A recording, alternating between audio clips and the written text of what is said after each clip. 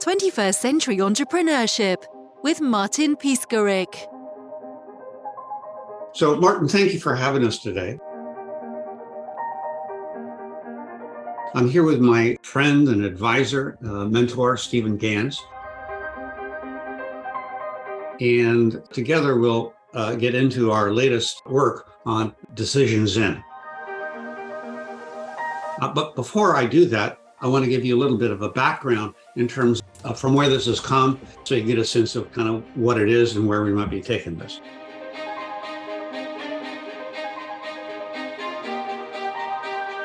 So first of all, Decision Zen is about a state of being, a mindset, a mood around making really great life decisions.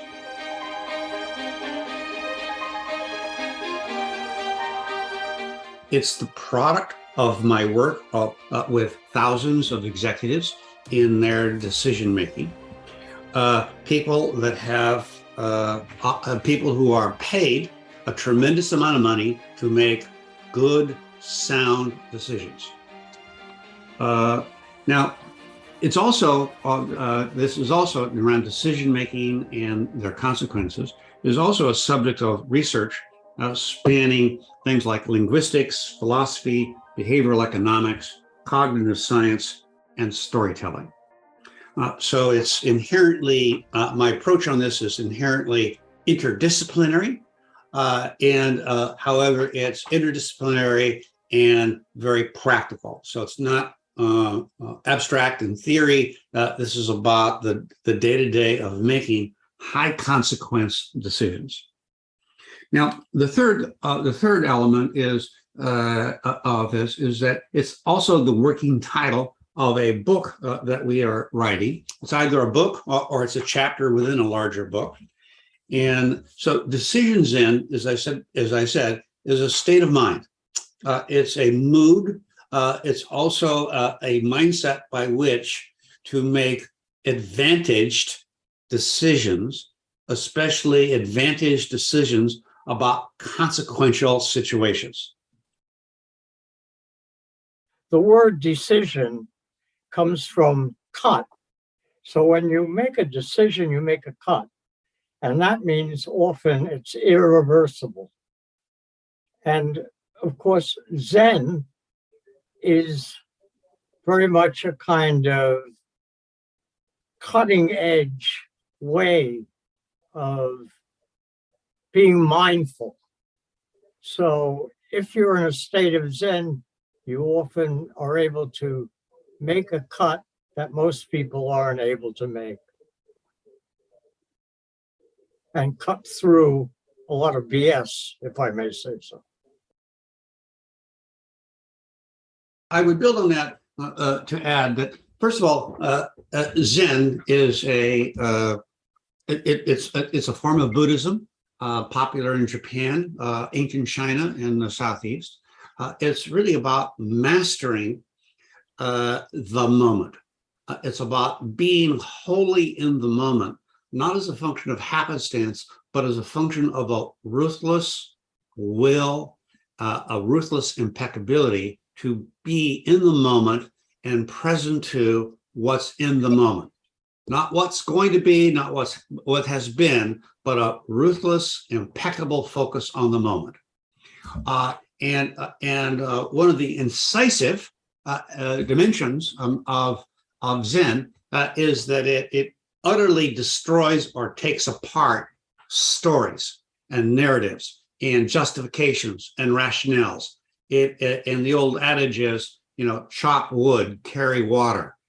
So when you're chopping wood, that's all there is. There's the axe, the wood, and the action. Another aspect of Zen is what they call not doing or pure action. I think in Chinese is wu wei. But it is the experience of being still. Even in action, there is a core of stillness, and not just stillness, but changelessness.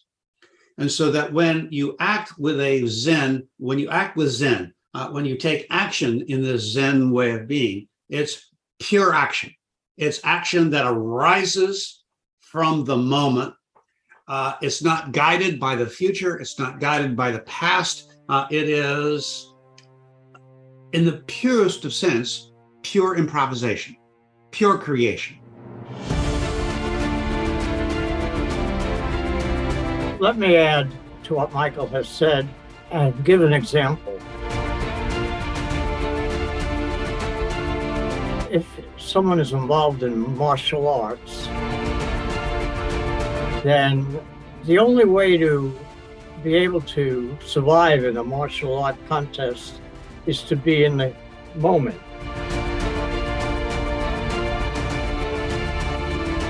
And in the moment, one is always aware that the opponent is making an aggressive gesture.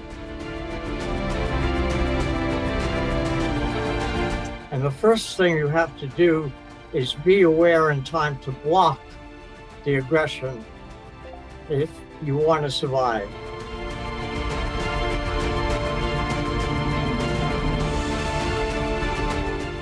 If you block enough of the aggressive behavior, then you get a chance to make a definitive blow.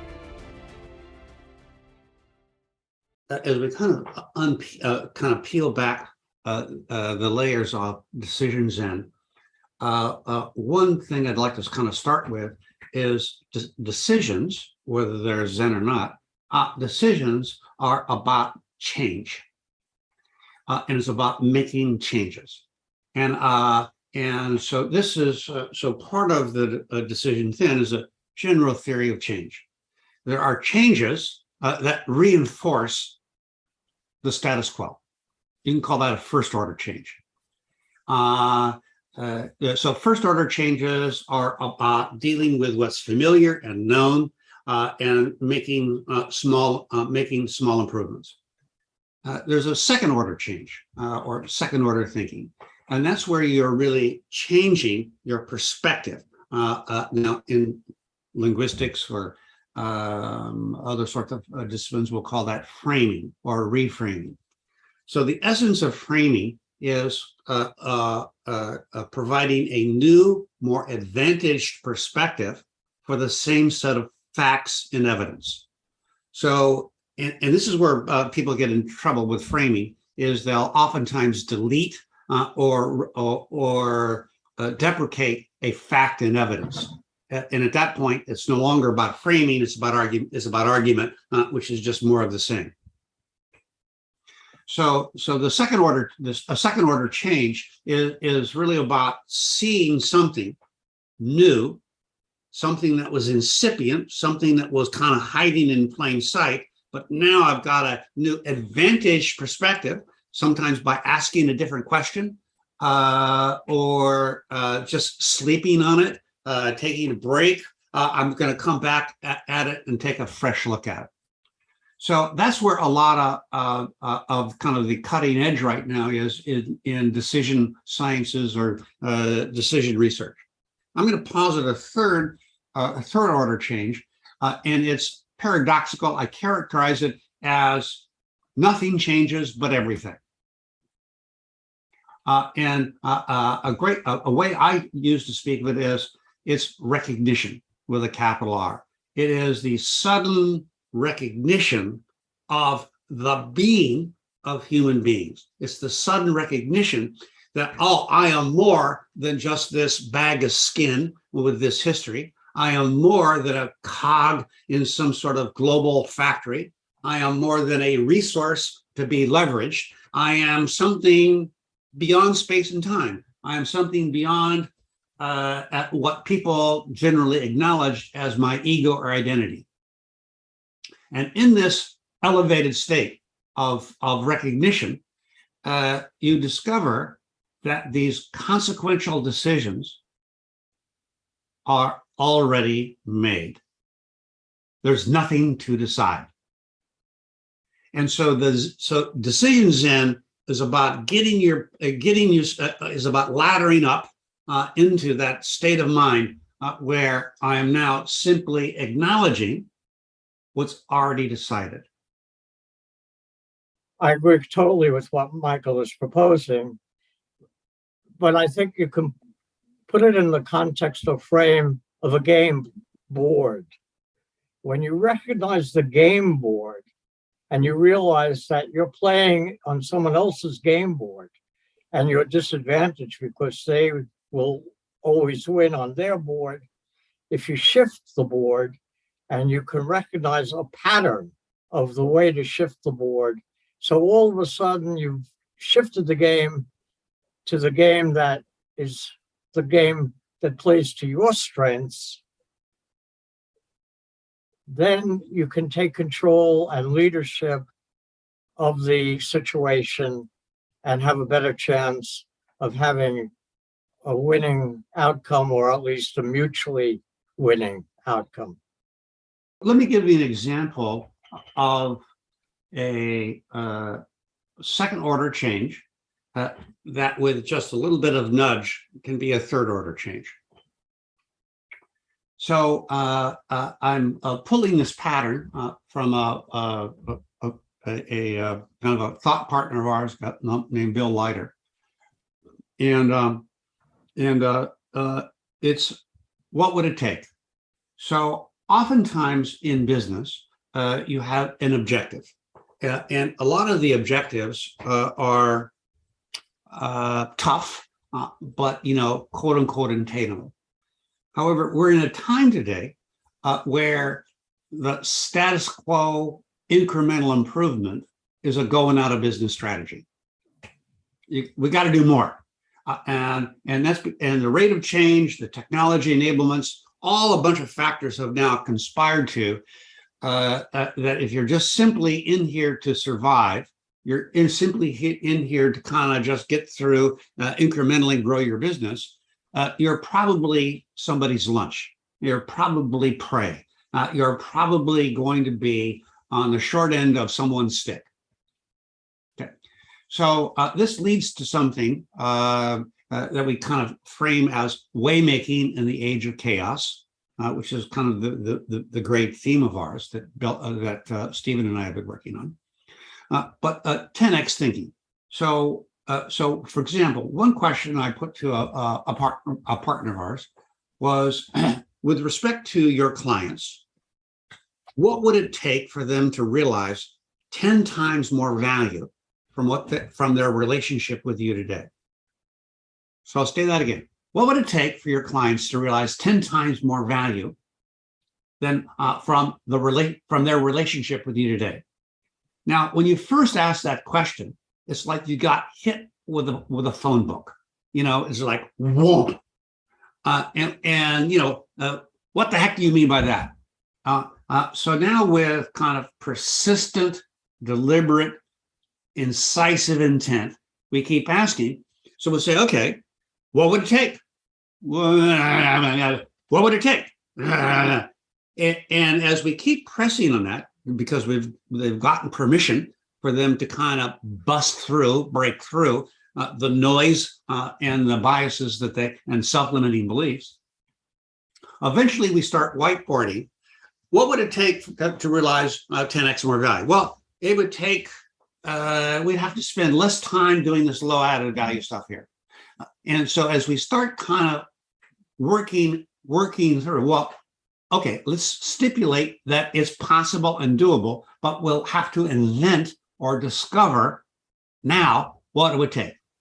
So as we start peeling back, what would it take, working backwards from an outcome, working back, okay, well, what would it take? And oftentimes in their mind's eye, they have to completely reinvent their status quo systems for how it is that we attract, serve, and keep profitable customers for life.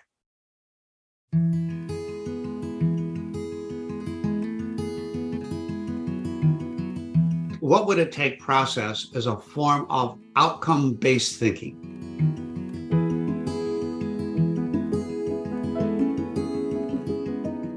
So we're going to start with an outcome and work backwards. And working backwards from an outcome, like 10x, like our clients receive 10x more value from our relationship. As we do outcome-based thinking or outcome-based planning, First of all, outcome-based thinking is an unnatural, abnormal pattern for most people. We suck at it.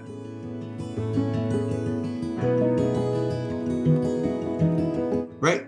So I'm just saying, as human beings, we do not think in terms of outcomes. We think in terms of efforts and what we're going to have to do and how we're going to have to move around the known facts of our life to achieve something.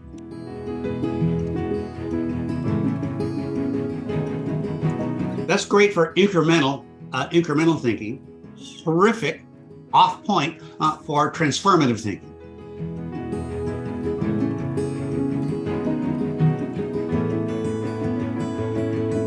Like, what would it take for our clients to receive 10x more value? So outcome-based thinking is about starting with a very concrete, vivid depiction of what 10x value might look like, and then working backwards from it, step by step.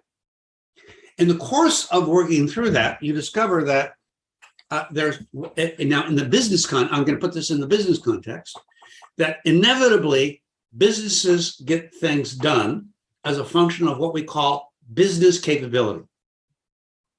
People that know what they're doing and get it done, process, workflows, checklists, technology, configurations, technology infrastructure, and content, which is, there's now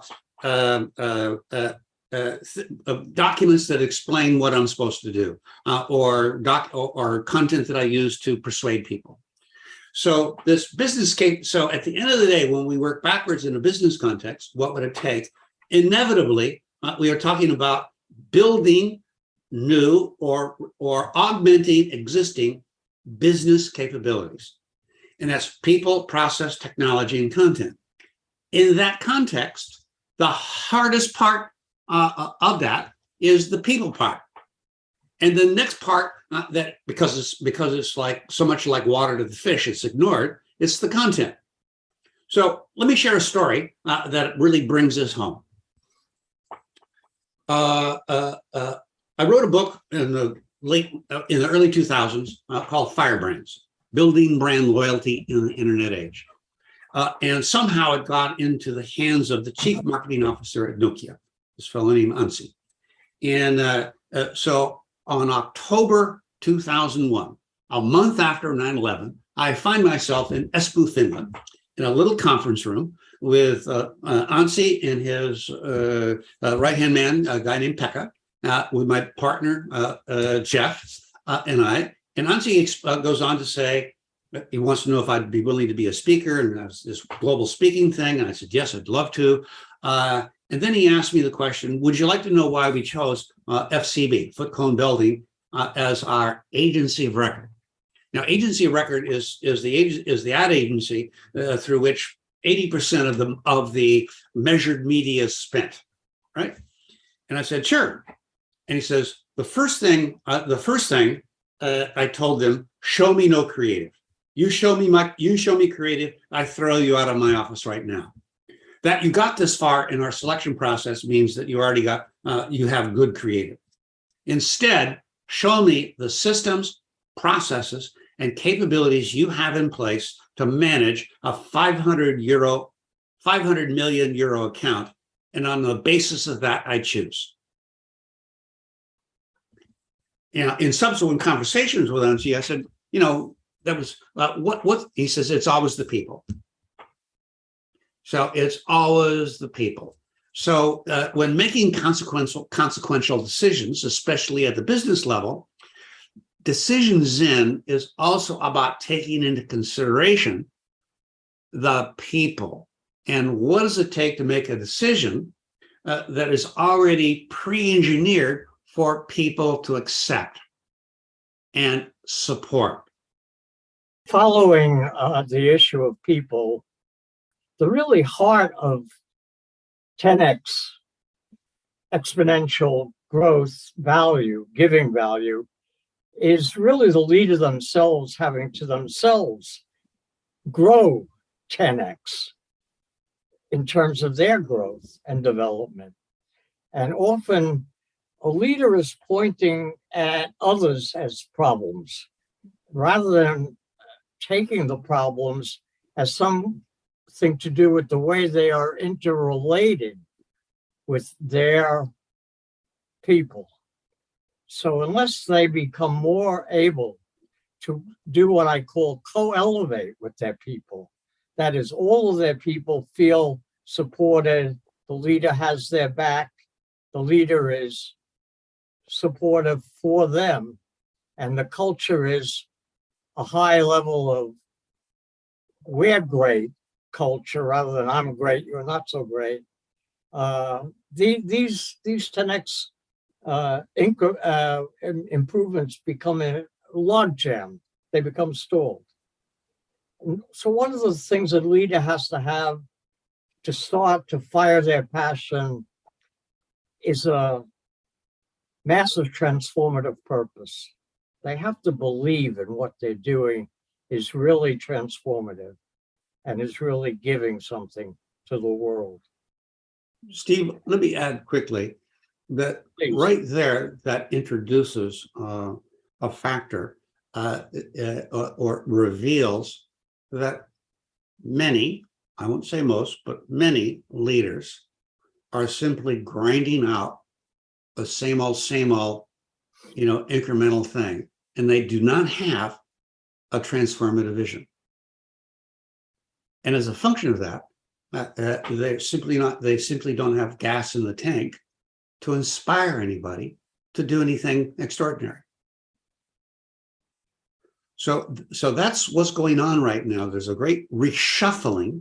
When we talk about the great reset, the great resignation, but underneath this is the general recognition that we have the wrong friggin' leaders, that they're just suits, empty suits, who are grinding out a plan and crushing the souls, crushing the spirit of those people that work for them. And gosh, guess what? People are on this side of COVID are recognizing, fuck you. I'm not going to work on Maggie's farm no more here. I want more meaning. I want to have a sense of more meaning, purpose, and joy and happiness in my work. And frankly, you are an agent of darkness for that. So I'm out of here. So this is a symptom of egotism, and the ego gets in the way. One of the things that Stephen and I have discovered is that in looking at this through the lens of what in HR, the leading edge of HR, human resources or people ops are now talking, is in terms of a whole self talent strategy. And that one of the things we're discovering through the lens of this whole self, which how do you bring your whole self to work? Well, and as a function of that, how do I bring my creativity, my passion, my willingness to grow and be uncomfortable? How do I bring that to my work?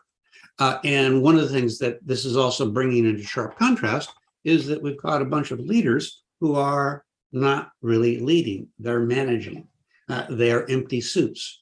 And so this is set up well, should I stay here or should I go, right? But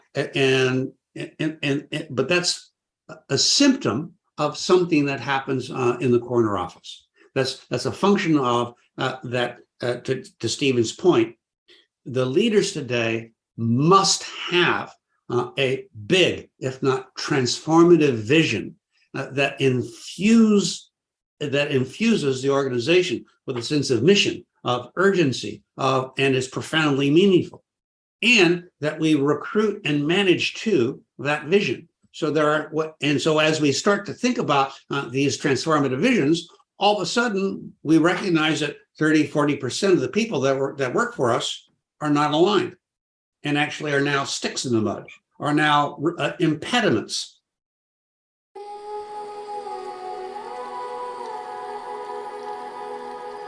Whole is integral or aligned.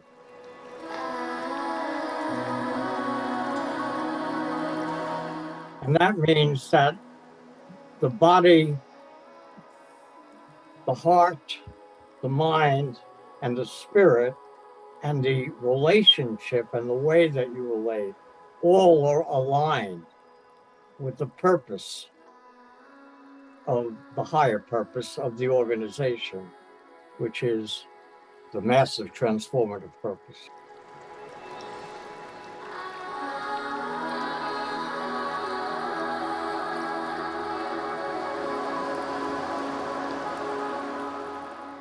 This is another way of speaking about what people call balance. Bringing the whole self is also having a healed self, and that has to do with a lot to do with being able to be aware of the other person and putting the other person in a position of elevating them first before expecting something from them.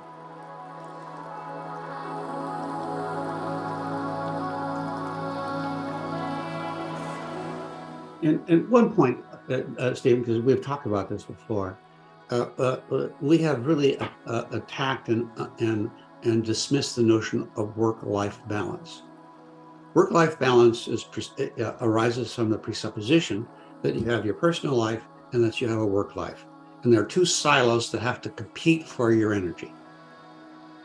That's a false choice, and it's bullshit, and it's toxic. So don't do that. You have life, you have energy. And the question then is, how do I invest it? How do I use it to its best advantage? And so a whole self talent strategy, a whole self life strategy is to say, I have one life. Now, sometime, and as I kind of go through my day, some amount of my time I spend doing stuff that's work related. Sometime I do things that are personally related. Now, another dimension of a whole life strategy that is now part of the New Deal, part of the new social contract, is to always be learning, because learning directly correlates to my experience of having a meaningful life. So now part of your job description, part of your position agreement, if you're so lucky, is a carve out of 10% of my time on the clock is to be learning something that's personally meaningful for me today, for no other reason than keeping my hand in the pool of learning, which then will spill over to the rest of my life.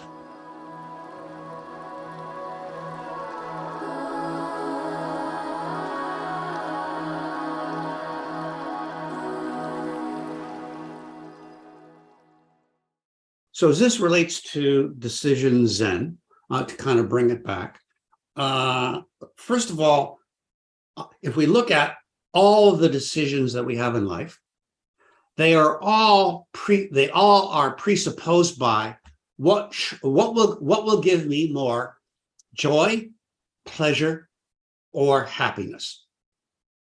So that's universal, transcendental. And I want a new car, well, or I want a new job, or I want a new boyfriend, girlfriend, whatever. It's all some combination of I want more joy, sense of purpose, meaning. I want more pleasure, aliveness, vitality. I want more happiness, richness, depth of meaningful interactions with others. Okay, so of the 100% of the decisions, which are all framed by what's going to bring me more joy, pleasure, and happiness, 80% of them are just simply, you can do them on autopilot. They're simply just the product of reflexive behavior. The 20%, there's 20% that's about which you might be more mindful. And then if we take another 80-20 cut on that, the 20% of the 20%, or 4% of life decisions, I really kind of want to have a procedure or a ritual around how do I make the best decision for those 4% meaningful, somewhat consequential decisions. Now, if we take another 20% of that, or 0.8% of all the decisions in your life, those are pivotal. And you really want to have a well-oiled system for debiasing yourself and removing the noise from your decision making. Now, you can characterize that as sagacity, the ability to make clear, concrete, holistic, integrated decisions. Then one last thing, 2% of that, or 0.16%. So if you look at all the decisions in your life, the 0.16% decisions, those are bet your life decisions or bet the company decisions. And for that, you want to have a cognitive crew to really work through the upsides and downsides, multiple scenarios from really great to really bad. And one of the most important scenarios to work through is, if this turns out better than I imagined, if this turns out way better, if we have an outrageous success, is that not a catastrophe? In most cases, it is. So for those really consequential bet your life decisions, you really want to have a whole system and a crew, a cognitive crew with whom you can work through those really bet your life decisions. So that's kind of the principle or our North Star with respect to decisions. In some decisions are inconsequential. Have fun. Some of them you just might want to be a little more mindful of, because you'll get more joy, pleasure, and satisfaction, more joy, pleasure, and happiness out of it. There are some decisions, as I said, that are really kind of meaningful, those 4%. You really want to have some rituals and procedures to assist you in doing that. You want to have procedures and rituals that you can generate, that you don't have to depend on somebody else to make. But then those 0.8% and those 0.16% that are really critical, existential, you really want to have a well-developed system that will move you through all of the perspectives until finally you can get to, yeah, I guess it's already decided. That at some level of my beingness, it's already decided.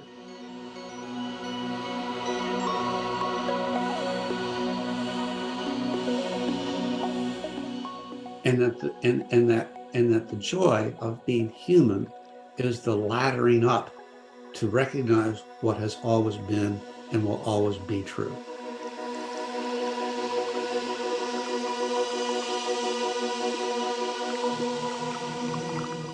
Just drawing on my own personal experience, let me say that I had a life-changing, transformative decision to make when I left the academic and my cushy philosophy teaching job to become a psychoanalyst in London, England.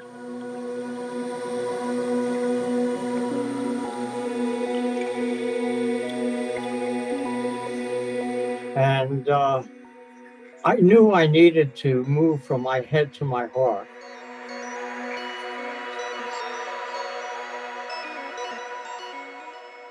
To really answer the questions that my students really cared about, which were personal questions. I had no clue about how to deal with personal questions.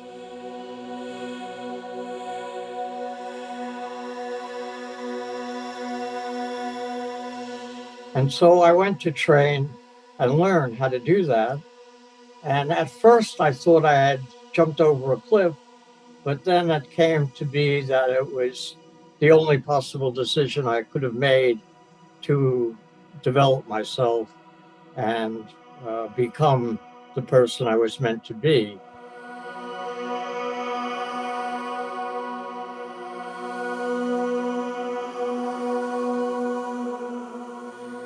So let me be reassuring to the audience here and say that apparently there are some statistics and research that when you do make a life irreversibly changeable, you can't reverse the decision, a life decision that's irreversible, something like 98% of the people who make them do feel that they've made the right one. So even if at first you might not believe that, you'll come to feel that way.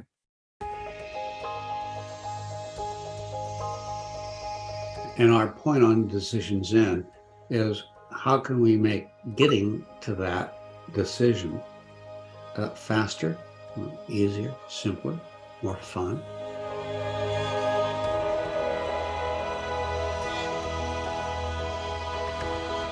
And with less drama, less angst, less anxiety, and just more like, oh, I'm leaving the job. I'm getting divorced. I want to get married. I want to move to Boulder.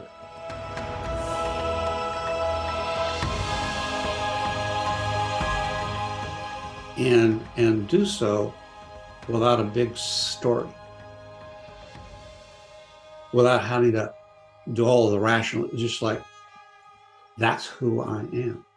I am, or you could say, I am that I am. I am that person that's now living that outcome or moving towards that desirable future of mine, without having to break, without having all the baggage and the freight from the past about, your worthiness or justified, or what will my mom think, or all that other horseshit that's just noise and distraction from just being in the moment. I'm good. All is well. May it be forever so. And that really is, if you will, a summary of this Decision Zen. I'm good. All is well. And this decision that I used to think was humongous and horrific and consequential, it's already made. And my job is simply to show up and allow life to move through my body with gratitude and ease. And that really is the condition of Zen, of just being in the moment and knowing that I have no control over what life brings me. Life will happen. And my job is simply to show up, be present, tell the truth, which is to say, not believe my fairy tales and narratives, and allow life to move through my body. And that's a whole other talk that we might talk about in the future, is what does that mean to live in a condition of surrender and acceptance of life.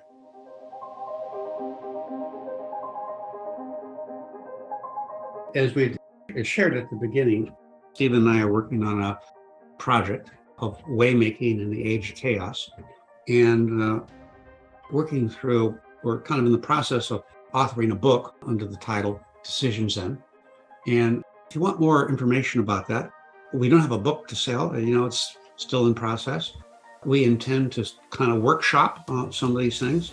And if you'd like to be kind of on the invitation list to get workshop, you can follow me at LinkedIn, as well as Stephen. But in my LinkedIn feeds, I have a set of feeds on Decision Zen, and they're kind of little moments. They don't take any more than about 30 seconds to read, but they all are developing and expanding upon these ideas and ways of seeing, ways of experiencing, and ways of applying Decision Zen.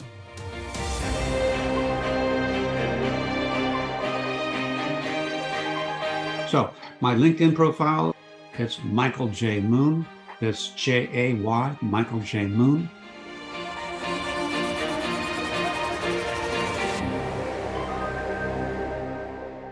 Let me just add that I'd be open to anyone who'd like to be a connection, to just invite me to connect with them on LinkedIn. Steven Gans, PhD. 21st Century Entrepreneurship with Martin Piskarik.